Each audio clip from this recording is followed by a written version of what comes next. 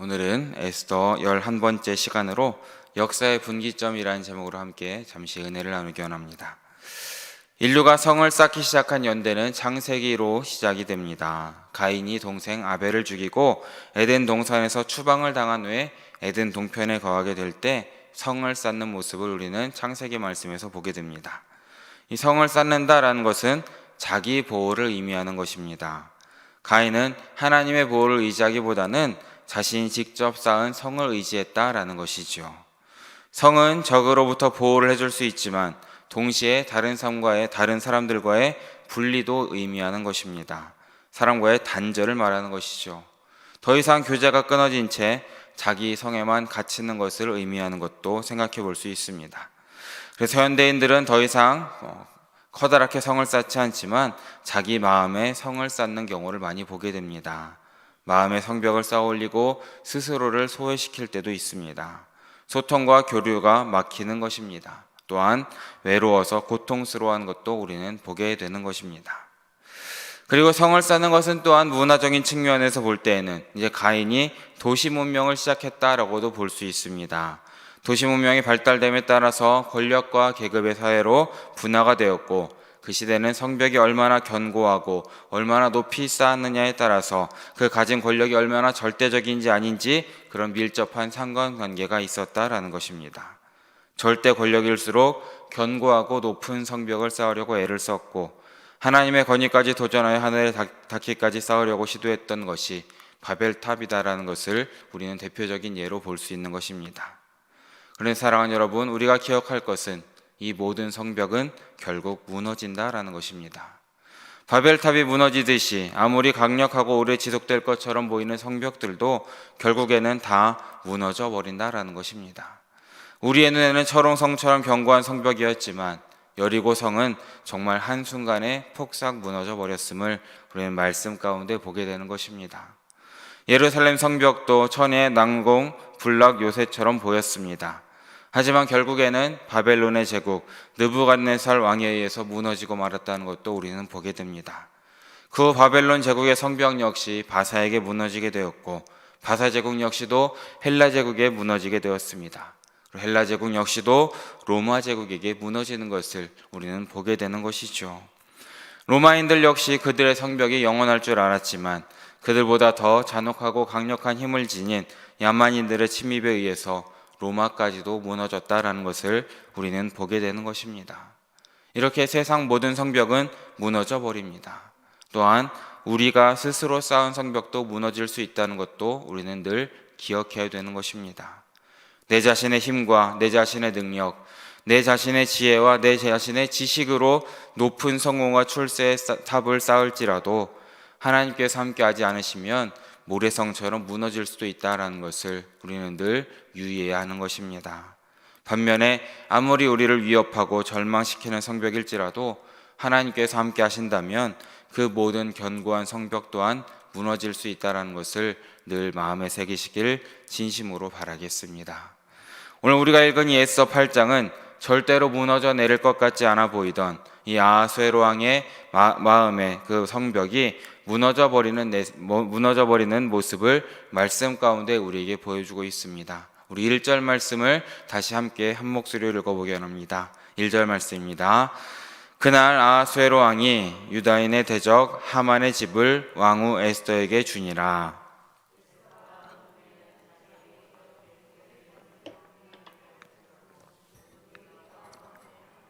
아멘.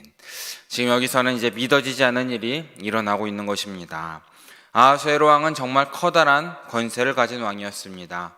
손짓 하나로 사람들을 죽이고 살릴 수 있는 그런 권세가 있었던 사람이었습니다. 왕의 엄지가 위로 올라가면 죽음을 모면할 수 있지만 왕의 엄지가 아래로 내려가면 그것으로 끝이었습니다. 그는 자신의 아내 와스티가 자신을 기분 나쁘게 했다는 이유 하나만으로 왕후에서 폐위시키는 것도 우리는 보게 되었습니다. 유대인을 증오했던 그 하만에게 총리의 지위를 수여했을 뿐만 아니라 반지까지 주었던 사람이죠.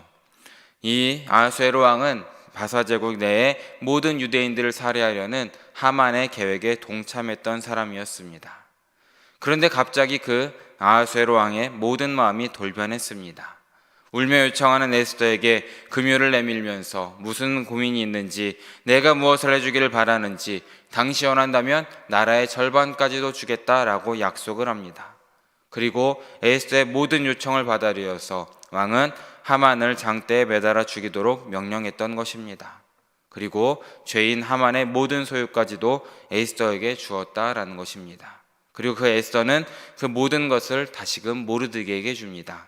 2절 말씀을 보면 왕이 하만에게서 거둔 반지를 빼어 모르드게에게 준지라 에스더가 모르드게에게 하만의 집을 관리하게 하였다라고 기록하고 있습니다. 정말 놀라운 변화고 반전입니다. 도저히 기대할 수조차 없었던 일들이 지금 일어나고 있다라는 겁니다. 하지만 사랑하는 여러분, 이 세상에는 하나님이 변화시킬 수 없을 만큼 완고한 마음은 존재하지 않는다라는 것을 기억하시길 바랍니다. 아무리 강력한 힘을 지닌 사람도 하나님과 겨룰 수도 없다라는 것을 기억하시기 바랍니다. 솔로몬은 이 점을 매우 적절하게 표현을 합니다. 잠언 21장 1절과 2절 말씀을 보면 이렇게 기록되어 있습니다. 왕의 마음이 여호와의 손에 있음이 마치 보의 물과 같아서 그가 임의로 인도하시느니라. 사람의 행위가 자기 보기에는 모두 정직하여도 여호와는 심령을 감찰하신다라고 기록하고 있습니다. 비록 제멋대로의 왕일지라도 하나님 손 안에서는 마음대로 주무를 수 있는 진흙 반죽과도 같다라는 것을 우리에게 말해주고 있습니다. 혹시 지금 여러분을 고통스럽게 하는, 힘들게 하는 사람이 있으신지요? 혹시 여전히 제멋대로 행동하는 자녀가 힘들게 하시는지요? 아니면 음해하는 사람들이 있으신지요? 그가 완고하고 강박한 마음을 가진 사람입니까? 아니면 앞으로도 변하지 않을 것 같은 사람입니까?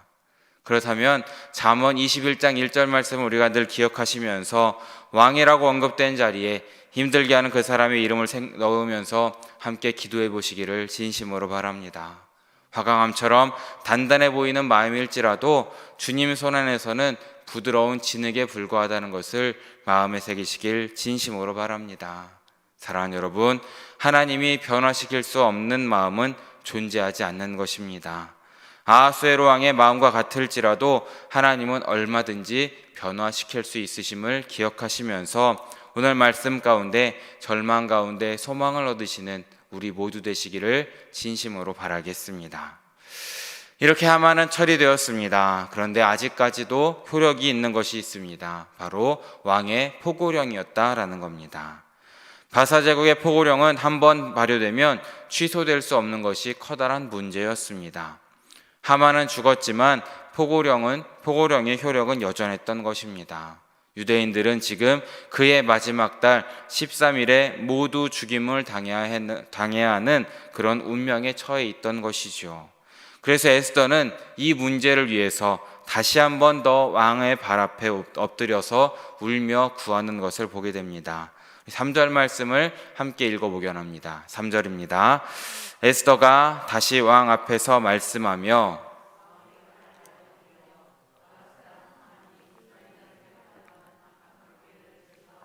울며 구하니. 아멘. 마음의 진심을 담아서 흘리는 눈물은 거부할 수 없는 호소력을 지닐 때가 있습니다. 아하수에로 왕 역시도 에스더를 향해서 이제 금휴를 다시금 내밀면서 다시금 소원을 말하도록 허락을 합니다. 그래서 에스더는 자기 심중을 이렇게 토로합니다. 우리 5절과 6절 말씀도 함께 읽어보기 원합니다. 함께 읽습니다. 이르되 왕이 만일 즐거워하시며 내가 왕의 목전에 은혜를 입었고 또 왕이 이 일을 좋게 여기시며 나를 좋게 보실진대 조서를 내리사 아각 사람 함므다다의 아들 하만이 왕의 각 지방에 있는 유다인을 진멸하고 꾀하고 쓴 조서를 철회하소서. 내가 어찌 내 민족이 화당함을 참아 보며 내 친척의 멸망함을 우리가 하니. 아멘. 에스더는 이제 전보다 조금 더 조심스럽게 접근하고 있습니다. 그래서 5절 초반절을 보면 왕이 만일 즐거워하시고 내가 왕의 목전에 은혜를 입었고 왕이 이 일을 선히 여기시고 나를 기쁘게 보실진대 라고 하면서 이제 왕을 사중이나 이제 정중하게 말을 꺼내는 것을 보게 됩니다. 왜냐하면 이번에는 왕의 조서에 관련되어서 에스더 자신의 신변과 안전이 아니라 이제 유다 민족 전체에 대한 구원에 대해서 말해야 됐기 때문입니다. 사실 왕은 유대인의 멸절이나 구원에 대해서 별로 관심이 없었습니다. 그러기에 이제 에스더는 이전보다 2배나 더 예우를 갖춰서 말하고 있는 것입니다. 특히 마지막 부분을 보면 나를 기쁘게 보실진대 라는 말을 함께 넣음으로써 그녀 자신에 대한 왕의 애정을 다시 한번 증명하도록 요구하고 있는 것입니다. 그리고 이 모든 것들이 하만의 짓이다라는 것을 강조합니다. 아각 사람 함므다의 아들 하만이 왕의 각도에 있는 유다인을 멸하려고 꾀하고 쓴 조소를 취소하소서라고 고백하고 있습니다. 즉 왕에게는 직접적인 책임이 없습니다. 이 모든 것이 하만이 쓴 것입니다 라고 설득하고 있는 것입니다. 이것을 보면서 참 에스더는 대단히 지혜롭고 설득력 있게 요청하고 있는 것을 우리는 보게 되는 것입니다. 그래서 이 에스더의 호소에 마음에 누그러진 왕은 이 모든 것을 에스더와 모르드게에게 이 모든 일을 다시금 일임하게 됩니다. 그래서 왕의 허락이 떨어지자 모르드게의 지시로 새로운 조서가 작성이 되었고 그 조서가 이 바사 제국에 다시금 바사제국에 널리 펼쳐지게 됩니다. 우리 11절 말씀을 함께 다시 읽어보기 원합니다. 11절입니다. 조서에는 왕이 여러 고을에 있는 유다인에게 허락하여 그들이 함께 모여 스스로 생명을 보호하여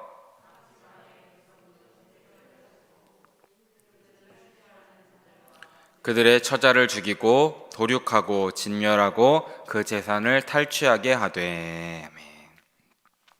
새로운 법령에 따르면 유대인들은 이제 스스로의 생명을 보호할 수 있을 뿐만 아니라 그 이상의 일까지도 허락이 됩니다. 그들을 공격하려는 자들의 일가족을 죽이고 재산을 빼앗을 수 있는 권리까지도 보장을 받았다라는 것입니다. 이제 바사 제국의 법률에 의해서 자기 방어의 권한을 보장받았던 유다인들은 생존을 위한 조치까지도 취할 수 있는 권리가 생겼다라는 것입니다. 유다 민족의 말살 계획을 세웠던 이 왕의 마음을 돌이켜서 그들의 안전을 위한 법령을 공포하게 했다는 것, 이것은 정말 놀라운 반전이 아닐 수가 없습니다. 우리 역시도 인생을 살면서 어려운 공경에 빠지는 경우가 참 많이 있으실 겁니다. 사람만이 우리를 위협하는 것이 아니죠. 때로는 계약서에 잘못 사인하여서 위협받을 때도 있고 고소장 하나 때문에 위협을 받을 수도 있을 것입니다. 이런 것들은 문서화되어 있기 때문에 더욱더 우리에게 위협적이고 취소될 수 없는 효력을 지녔기 때문에 절망적으로 느껴질 때도 있다라는 것입니다. 하지만 사랑하는 여러분, 이 세상 모든 일에는 그 살아계신 하나님이 계시다는 사실을 늘 기억하시면서 그 모든 것 가운데 소망을 얻으시길 진심으로 바라겠습니다. 세상 그 어떤 것도 하나님과 견줄 수 없는 것입니다. 하나님이 모든 것을 주관하실 것입니다. 그래서 하나님은 우리의 피난처시고 우리의 반석이 되심을 믿으시며 나아가는, 그렇게 승리하시는 우리 모두 되시기를 진심으로 바라겠습니다. 이렇게 하나님께서 우리 인생에 개입하시면 상상조차 할 수 없는 놀라운 역사가 일어나는 것입니다. 모르드게에게 일어난 변화를 함께 바라보기 원합니다. 15절과 16절의 말씀을 함께 읽어봅니다. 모르드게가 푸르고 흰 조복을 입고 큰 금관을 쓰고 자색 가는 배의 겉옷을 입고 왕 앞에서 나오니 수산성이 즐거이 부르며 기뻐하고 유다인에게는 영광과 즐거움과 기쁨과 존귀함이 있는지라. 아멘. 15절에 나오는 이 푸르고 흰색은 왕실에서 왕의 위엄을 높이기 위해서 즐겨 사용했던 제왕색이었다라고 합니다. 그리고 조복은 문자적으로 왕가의 옷을 가리킵니다. 이것은 왕이 모르드게를 존귀하게 하기 위해서 하사한 의복일 것이지요. 큰 근 면류관은 이 왕이 쓰는 것보다는 크기나 질에 있어서는 못하지만 다른 신하들의 것과는 확연하게 구분되는 커다란 것이었을 겁니다. 자색 가는 배 겉옷 역시도 왕으로부터 하사받은 고급 겉옷을 말하는 것입니다. 그리고 이런 모르드게가 왕의 호출 없이도 이제 왕에게 나아가서 많은 사람들에게서 환호를 받았다라고 기록하고 있습니다. 유대인들을 학살하라는 하만의 조서가 내려졌을 때에 성하는 아수라장이 되었지만 반대로 이제는 유대인들이 구원을 받게 되고 의로운 사람 모르드게가 총리에 오르자 모든 사람들이 함께 즐거워하고 노래하고 기뻐하는 것을 보게 되는 것입니다. 악한 사람 하만보다도 모르드게와 같은 자가 총리가 되는 것이 이 많은 도성에 있는 사람들은 기뻐하고 즐거워했다라는 것입니다. 또한 모르드게가 왕의 측근이 됨으로써 두 번째 측량에 더 큰 힘이 생기게 된다라는 것입니다. 유다인들의 자기 방어에는 제국의 후원과 지지를 함께 받게 되었다라는 것입니다. 이렇게 모르드게의 달라진 위상에 본토 백성들이 유다인을 두려워하면서 심지어 유다교로 개종하는 사람들도 많이 생겼다라고 기록하고 있습니다. 17절을 함께 마지막으로 읽어보기 원합니다. 함께 읽습니다. 왕의 어명이 이르는 각 지방 가급에서 유다인들이 즐기고 기뻐하여 잔치를 베풀고 그날을 명절로 삼으니 본토 백성이 유다인을 두려워하여 유다인 되는 자가 많더라. 아멘. 본토 백성이 유다인이 되는 자가 많았다라고 기록하고 있습니다. 모세율법에 따라 할례를 받고 정결의식으로 씻음을 받고 하나님의 계명을 지킬 것을 서약하는 절차에 따라서 개종했다라는 것입니다. 이제 무엇입니까? 이방 땅에서 이제 회당에서 여호와 하나님께 예배드리는 이 기적의 역사가 바로 이 시간 이 자리에서 시작되었다라는 것을 우리는 바라볼 수 있게 되었다라는 것입니다. 이렇게 우리는 에스더서를 통하여서 에스더와 모르드게 그리고 유다 민족이 고난으로 시작하였지만 영광에 이르기까지 사건을 바라보게 됩니다. 이 아름답고 풍성한 복음의 스토리가 우리에게 말해주고 있는 것이죠. 또한 오늘 말씀도 복음의 핵심에 대해서 다시금 말해주고 있습니다. 무엇입니까? 바로 고난을 통해서 영광에 이르게 된다라는 것입니다. 고난을 통해서 영광에 이른다라는 것을 늘 기억하시길 진심으로 바랍니다. 이것은 하나님의 아들 예수님께 대해서도 예외가 아니었습니다. 예수님께서도 하나님 본체셨지만 하나님과 동등됨을 취할 것을 여기지 아니하셨고 자기를 비워 종의 형체를 가지셨음을 우리는 기억하고 있습니다. 그분은 사람의 모습으로 오셨고 자신을 낮추시고 십자가에 죽기까지 복종하셨다는 것도 우리는 믿고 따르고 있습니다. 그렇게 하나님께서는 예수 그리스도를 지극히 높이셨고 모든 이름 위에 뛰어난 이름까지 주셨음을 우리는 믿고 있는 것이죠. 그리고 우리 역시도 예수님의 발자취를 쫓아가는 우리 역시도 하나님 나라에 들어가려면 먼저 많은 환난을 겪어야 된다는 것도 기억하시기 바랍니다. 고난, 그것은 말 그대로 괴로움과 어려움을 말하는 것입니다. 우리도 고난을 다 피할 수 없다라는 것입니다. 하지만 우리가 기억할 것은 고난으로 인해서 우리가 무너지는 것이 아니라 오히려 연단을 받아서 하나님의 자녀에 이루는 그 거룩에 이르게 된다라는 것도 믿으시기 바랍니다. 우리가 고난 가운데에도 오래 참고 인내할 수 있는 것은 이런 소망이 있기 때문이다라는 것이죠. 영광의 날이 우리를 지금도 기다리고 있다라는 것을 믿으시기 바랍니다.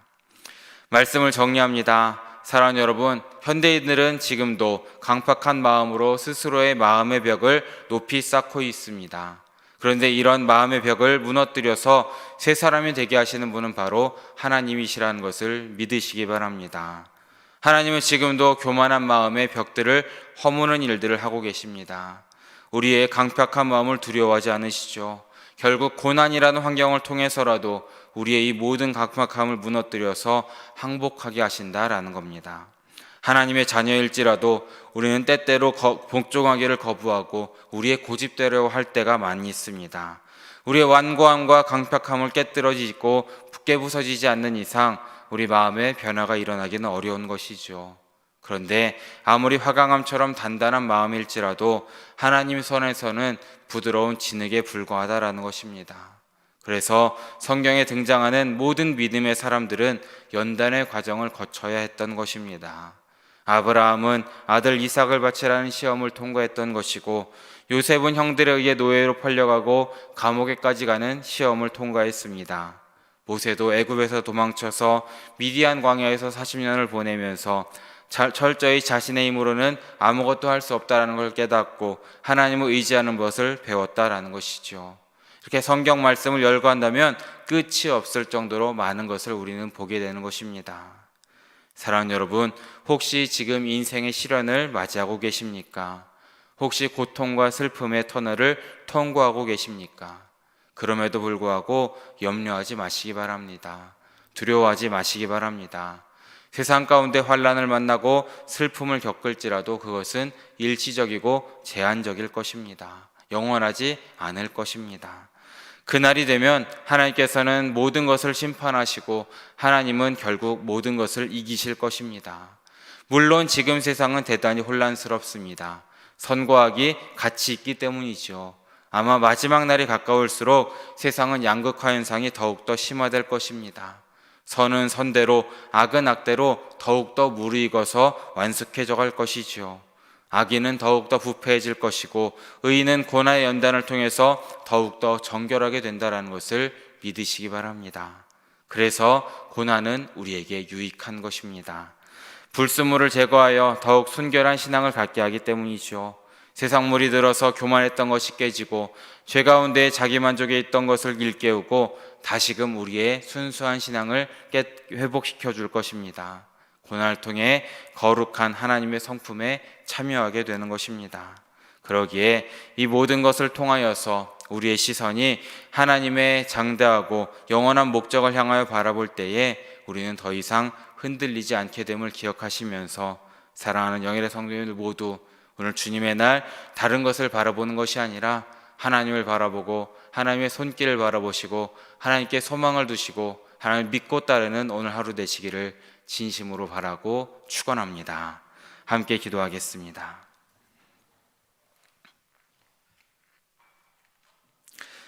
사랑해 주님 너무나 감사합니다. 오늘 새벽에도 잊지 않고 나와서 주님께 예배하고 주의 말씀을 들을 수 있게 해주심에 다시 한번 너무나 감사드립니다. 주님, 우리의 믿음을 주님께서 지켜주시옵소서.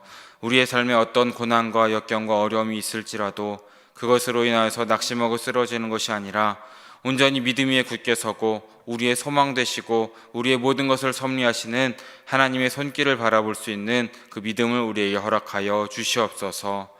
특별히 주님의 날입니다. 주님만을 의지하고 주님께만 예배하고 주님만을 바라보는 하루 될 수 있도록 인도하여 주시고 그렇게 주님 안에서 평안함으로 살아갈 수 있도록 주님께서 우리의 모든 삶을 인도하여 주시옵소서. 모든 말씀 언제나 함께 하시는 예수 그리스도 이름으로 기도드립니다. 아멘.